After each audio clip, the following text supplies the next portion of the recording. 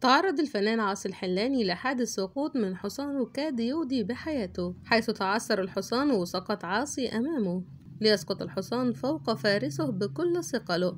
ضاغطا على الرقبة والقفص الصدري،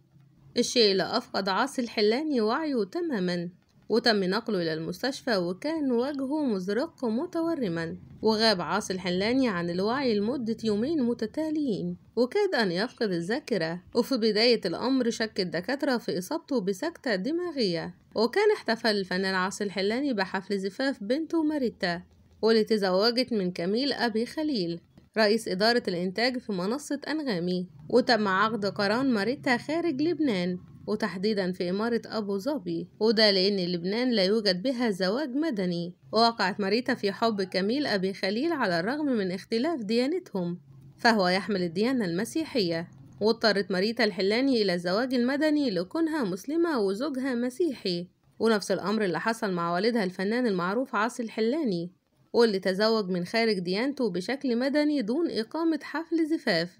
وده كان بسبب معارضة أهله وأهل زوجته السيدة كوليت الحلاني. والزواج المدني هو العقد اللي بيتم بين شخصين من جنسيين مختلفين أمام المحكمة ولا يحتوي على الطقوس الدينية، بينما الزواج الشرعي هو العقد اللي بيتم وفقا للحقوق والواجبات الإسلامية اللي بتمثل الشريعة، ولا يمكن تنفيذ الزواج الشرعي دون توفر الشروط الدينية اللي بتعد واجبة وحتمية وفقا لتعاليم الدين.